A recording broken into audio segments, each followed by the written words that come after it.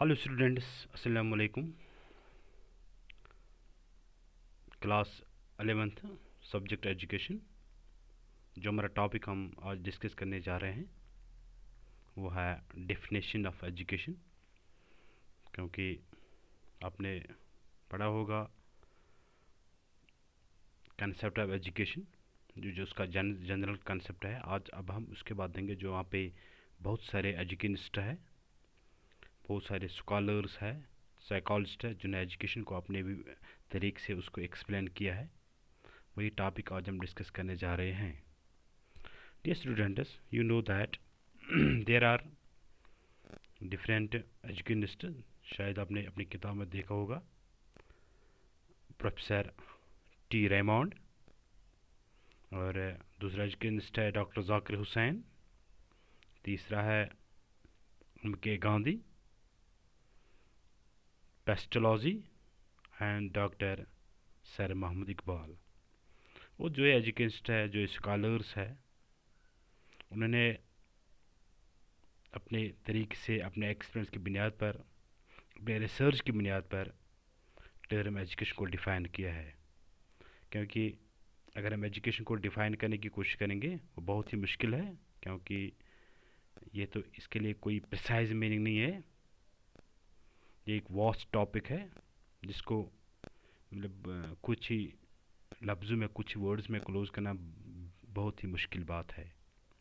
तो इस चीज़ को मद्देनज़र देखें, जब हमने देखा कि उसका नैरो मीनिंग, बैरन मीनिंग में भी देखा है, और ब्रॉडर मीनिंग में सेंस में उसका देखा। ब्रॉड सेंस में क्या क्या था, नैरो मीनिंग में क्या देखा है। तो इसके बाद हम देखेंगे उन एजुकेशन ने क्या क्या अपने व्यू पॉइंट दिया है, जिसकी वजह से और इसकी बदौलत से हम एजुकेशन, इस टॉपिक एजुकेशन को अच्छी तरह से जान सकते हैं। देखिए, सबसे पहले जो यहाँ पे एजुकेशनिस्ट है उसका नाम है T Raymond. He says that education, one is educated by own vocation, by home, by friendship, by marriage, by parenthood, and by travel, etc। तो यहाँ पे हमें ये पता चलता है कि उसने, रेमंड ने क्या कहा, कि उसने कहा कि हर एक एजुकेट होता है अपने वोकेशन से, जो उसका पेशा है, जो उसका काम है। इस काम के ज़रिए वो नॉलेज हासिल करता है, क्योंकि practice makes a man perfect. जिस काम में हम ज़्यादा, मतलब जो भी काम हम ज़्यादा करते हैं, उस काम की एजुकेशन हम, इसकी मतलब अवेयरनेस हम ज़्यादा हासिल करते हैं, और हम बहुत सी चीज़ों को सीख लेते हैं। By home. और दूसरा है कि क्या था कि एजुकेशन हम अपने घर से हासिल करते हैं। पहले उसने कहा कि एजुकेशन अपने पेशे से, जिस काम से हम मुंसलिक हैं, उससे हम कुछ न कुछ सीख लेते हैं।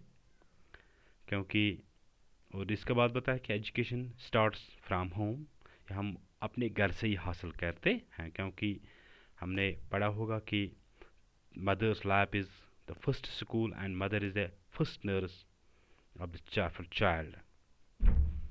तो इसके बाद है बाय फ्रेंडशिप, और इसके बाद फ्रेंड्स की बात करते हैं कि जो हमारा क्लासमेट्स होते हैं या ग्रुप मेट्स होते हैं, जिनके साथ हमारा उठना बैठना होता है, उनसे हम एजुकेशन हासिल करते हैं। क्योंकि education is informal as well as non formal. क्योंकि जब हम फ्रेंडशिप में होते हैं, वहाँ पर हमें कोई पर्टिकुलर सिलेबस, पर्टिकुलर डिसिप्लिन नहीं होता, लेकिन उनसे जब हम मिलते जुलते हैं, उठते बैठते हैं, हम कुछ न कुछ वहाँ से हासिल करते हैं। तो इस तरह बाय मैरिज, यानी कोई भी सेरेमनी को हम अटेंड करने से, कोई भी प्रोग्राम हम अटेंड करने से, हम उस सेरेमनी से, उस फंक्शन से हम कुछ न कुछ हासिल करते हैं। क्योंकि जो education, it means awareness. Actually awareness होता है जो जो यहाँ तो हम कहते हैं उसको, ये हमारे बिहेवियर को मॉडिफाई करते हैं। यहाँ तो हम एक्सपीरियंस गेन करते हैं, और ये एक्सपीरियंस जो होते हैं, जो हम, it starts from birth to death. जब हमारा तवल्लुद होता है और ये एजुकेशन वहाँ से शुरू होती है, और जब तक हमारा खात्मा इस दुनिया से होता है, हम मर जाते हैं, तब तक एजुकेशन हमारे साथ चलते रहते हैं और हम सीखते रहते हैं, कुछ न कुछ सीखते। बाई पेरेंट्सहुड, और अपने पेरेंट्स से, यानी अपने घर से हम बहुत सारे चीज़ें हासिल करते हैं, क्योंकि education depends upon our parents, upon our home environment, upon our heredity, क्योंकि उसका एक बहुत ही रोल इसमें होता है।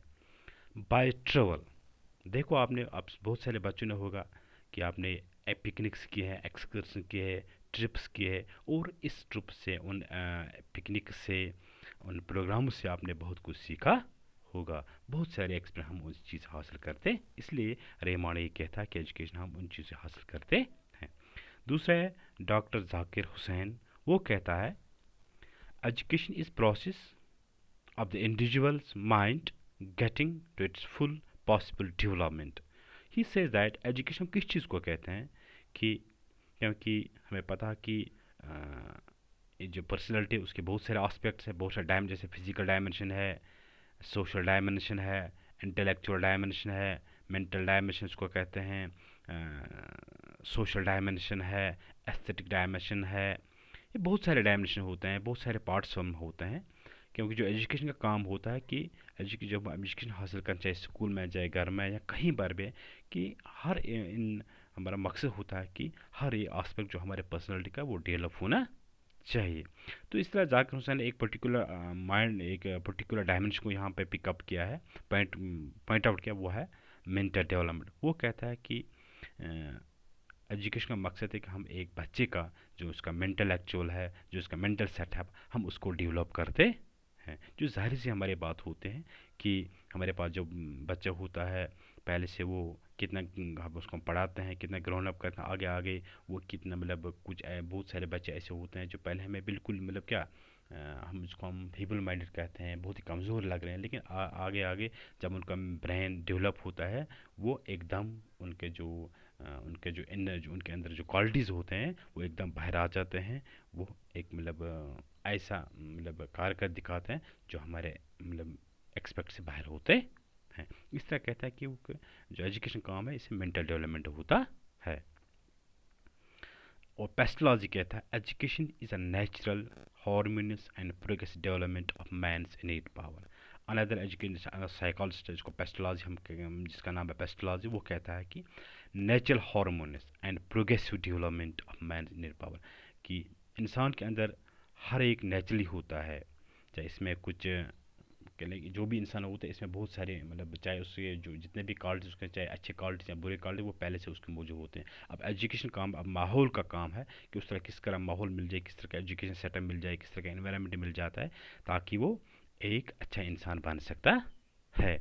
तो इस तरह से वो कहता है कि मैंस इनेट पावर, इंसान की, मतलब बहुत सारी खूबियाँ होती, खूबियाँ भी होते हैं, और एजुकेशन काम में उनको जो उसका अच्छे अच्छे खूबी उसमें उनको निखारते हैं, और जो बुरे क्वालिटीज़ इसमें वो होते हैं या और कुछ होते हैं, उनको अलग, उसे अलग करना है, उनको डेवलप करना है। जैसे हम देखें एक मैसन होता है, जिसको हम मतलब हम उसको मकान बनाने का हम इस्तेमाल करते हैं, उसको हम पत्थर देते हैं, वो एक कितनी, मतलब अनशेपड स्टोन को एक शेप्ड स्टोन बनाते हैं। ये तभी मुमकिन है जब उसके पास ये हुनर, इस तरह एक बच्चे के अंदर बहुत सब क्वालिटीज़ मौजूद पहले से मौजूद है, लेकिन अब किस तरह का टीचर उसको मिलेगा, किस तरह का स्कूल उसको मिलेगा, किस तरह का पेरेंटहुड उसको मिलेगा, किस तरह का फ्रेंडशिप उसको मिलेगा, इस तरह से उसकी जो इनर क्वालिटीज़ है वो डेवलप होते हैं।